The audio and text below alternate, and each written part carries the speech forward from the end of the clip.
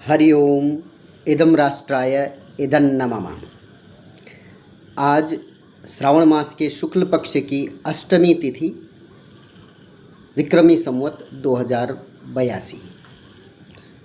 आज से कुछ ही दिनों बाद श्रावण पूर्णिमा का दिन आएगा। श्रावण पूर्णिमा को रक्षा पूर्णिमा भी कहते हैं। रक्षा पूर्णिमा अर्थात रक्षाबंधन का दिन है। उसी दिन एक और विशेष कार्य होता है, वह है ऋषि तर्पण का। ऋषि तर्पण यानी वर्ष में एक बार ऋषियों का भी तर्पण करने का प्रावधान है, वह है इसी श्रावण पूर्णिमा को। और उसी दिन जो रक्षा सूत्र के साथ साथ जो जनेऊ सूत्र है, जनेऊ, इसकी भी प्रतिष्ठा का समय होता है। आपने देखा होगा कि इस पिछले एक महीने के दौरान कई लोग जनेऊ तैयार कर रहे होते हैं। वो इसलिए क्योंकि श्रावण पूर्णिमा को उस जनेऊ की प्रतिष्ठा की जाएगी। प्रतिष्ठा करने के पश्चात ही जनेऊ पहनने का प्रावधान रहता है, क्योंकि प्रतिष्ठा से पहले जनेऊ बनाने के जो उपक्रम में कई बार जनेऊ उतने शुद्धता से नहीं बन पाती है कि नीचे गिर जाए, या बनाते समय उसकी प्रक्रिया ही ऐसी है। तो उसको बनाने के बाद उसको शुद्धता से धोया जाता है, फिर उसके बाद उसको पीले उसमें हल्दी में रंगा जाता है और फिर उसकी प्रतिष्ठा की जाती है। प्रतिष्ठा करते समय जब शिवार्चन करेंगे तो उसी समय ऋषि तर्पण के समय ही उसकी प्रतिष्ठा का प्रावधान भी रहता है। हमारे गांव में उस दिन बहुत बड़ा उत्सव रहता है रक्षा पूर्णिमा के दिन, और ऋषि तर्पण और ये जनेऊ की प्रतिष्ठा एक बहुत बड़ा आयोजन रहता है। आज हम उसकी बात इसलिए कर रहे हैं क्योंकि आज जिस लेख का हम वाचन पथिक संदेश लेख पाठन अभियान में करने वाले हैं उसका संबंध जनेऊ से है। आज का जो लेख है वह है हमारे अनजान क्रांतिकारियों ने, जिन्होंने हमारे लिए, हमारे देश की स्वतंत्रता के लिए अपने प्राणों का सर्वोच्च बलिदान भी दिया, और उसके लिए अंग्रेज जैसे दमनकारी शासन व्यवस्था से टकराए भी। तो इससे पहले हम इस लेख पाठन में आगे बढ़ें, आपसे अनुरोध है कि इस चैनल को लाइक करें, सब्सक्राइब करें, और इस चैनल को सब्सक्राइब करें, और यदि पोस्ट आपको अच्छी लगे तो साझा भी करें। आज का लेख है क्रांतिकारी राम रखा ने काला पानी में जनेऊ उतारने पर किया अनशन। और जो जिस स्तंभ पर इस लेख को लिखा गया है वह है अनजान नायक। जैसे हमें पता ही है कि पथिक संदेश पत्रिका में एक न एक अनजान देशभक्त क्रांतिकारी की कोई एक न एक कहानी छपी रहती है। वह प्रत्येक माह की पत्रिका में एक न एक ऐसे महान विभूति की कहानी होती है, जिसको सरकारी तंत्र के अनुसार तो भुला दिया गया, पर हमारा कर्तव्य है कि जिन्होंने देश के लिए सर्वोच्च न्यौछावर किया उनको हम सदैव याद रखें। लेख पाठन। सुप्रसिद्ध क्रांतिकारी राम रखा ऐसे बलिदानी थे जिन्होंने पहले अंग्रेज़ों से भारत की मुक्ति के लिए सशस्त्र संघर्ष किया, और जब बंदी बनाकर अंडमान निकोबार जेल भेजा गया तो वहाँ स्वत्व रक्षा के लिए अनशन किया और बलिदान हुए।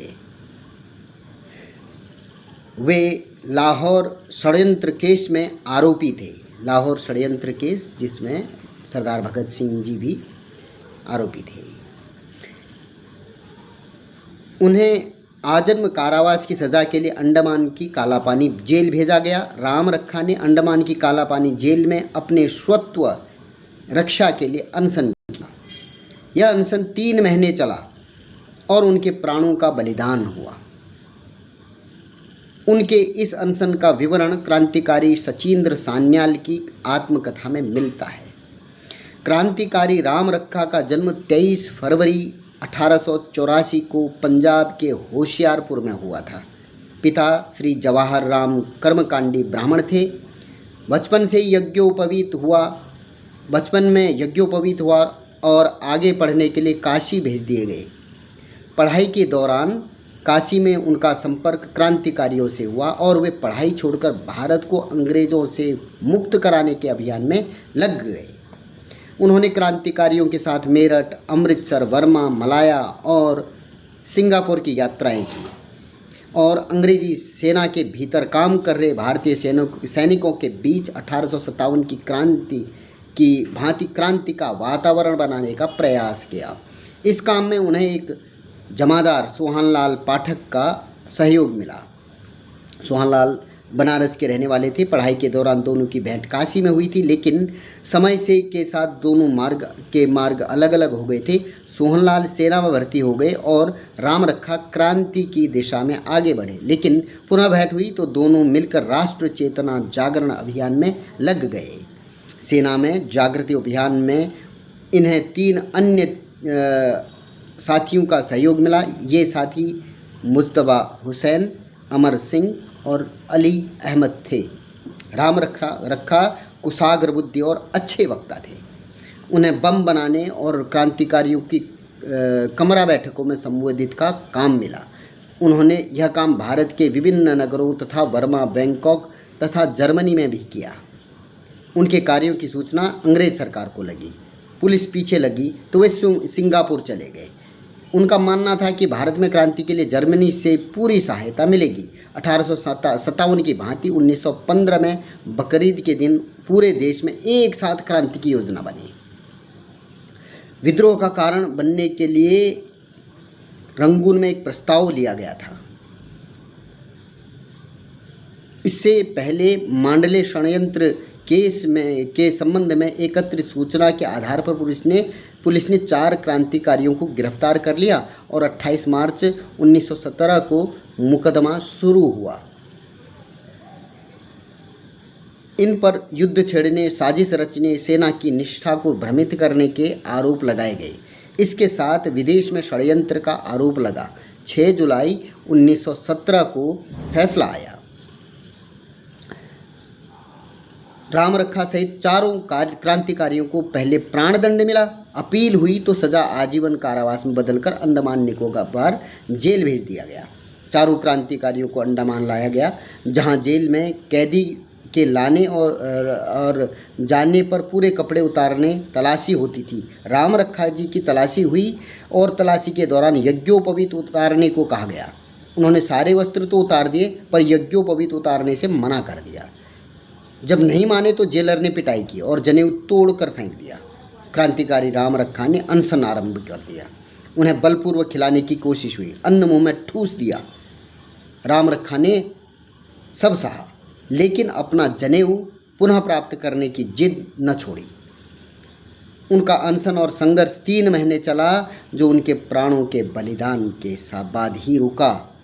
उनके इस संघर्ष का वर्णन अंडमान जेल में उनके 2 समकालीन क्रांतिकारियों ने किया है।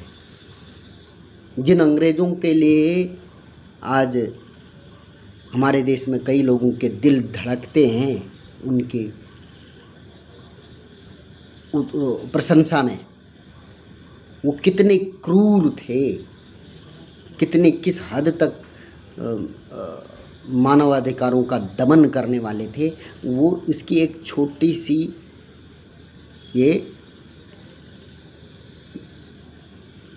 एक छोटा उदाहरण है। क्रांतिकारी राम रखा जी को शायद मैंने तो आज ही सुना नाम, इसी पत्रिका के माध्यम से सुना। आप लोगों ने शायद मेरे मुंह से सुना होगा, या बहुत कम संभावना है कि आप लोगों ने, जिन्होंने ये पुस्तकें पढ़ी हों, शायद उन्होंने पढ़ते समय एक बार ध्यान किया होगा, उसके बाद भूल गए। ऐसा ही लाखों क्रांतिकारियों के साथ हुआ है। हम इतने कृतज्ञ हुए रहे इस पूरे दौर में कि जिन्होंने हमारे लिए, हमारे स्वत्व के लिए लड़ाई लड़ी, उनके बारे में हमें पता भी नहीं है। ये तो मैं इस पथिक संदेश पत्रिका का धन्यवाद मानता हूँ कि ये हमारे अंदर उस अलख को जगाने के लिए लगातार प्रयास कर रही है। अब हमारा भी कुछ प्रयत्न बनता है। आज के समय में जब सूचना प्रौद्योगिकी के इस काल में, जहाँ पर वॉरफेयर ही सूचना, जिसको इंफॉर्मेशन वॉरफेयर कहते हैं, उसमें सही, सटीक और जो उत्साहवर्धक जानकारी हो वह देने का काम ये पत्रिका कर रही है। इसलिए आपसे अनुरोध करता हूँ कि राष्ट्रवादी पत्रिकाओं को सब्सक्राइब करें, उन्हें पढ़ें, राष्ट्रवादी लेखकों की पुस्तकों को पढ़ें। ये भी आपकी एक राष्ट्र सेवा ही है। To be informed in right way भी एक राष्ट्र सेवा है, क्योंकि अगर आप गलत जानकारी के शिकार होंगे तो निश्चित तौर पर जो देश विरोधी, देश को कमज़ोर करने वाली ताकतें हैं वो आपका फ़ायदा उठाएंगी। ये होता आ रहा है, आज भी, आज बड़े पैमाने पर हो रहा है। कई जो, क्योंकि ये सोशल मीडिया का समय है, यहाँ पर सूचनाओं को तोड़ मरोड़ कर, व्यक्तियों को भ्रमित करके देश के विरुद्ध उनका उपयोग करने का बड़ा षड्यंत्र चला हुआ है। ऐसे दौर में पर हमें ज़रूरत है कि हम राष्ट्रवादी पत्रिकाओं का अनुसरण करें, उनको पढ़ें, उनको अपने घरों में स्थान दें, वो भी, ताकि आगे और रिसर्च करके हमें और अच्छी तथ्यपरक जानकारियाँ दे सकें। अमर क्रांतिकारी राम रखा जी को हमारी श्रद्धांजलि, उनको, उनके प्रति हम कृतज्ञता का भाव रखते हैं। इसी के साथ आज के इस अंक को समाप्त करते हैं। अन्य किसी लेख के साथ पुनः उपस्थित होंगे। तब तक के लिए धन्यवाद। जय जय श्री राम।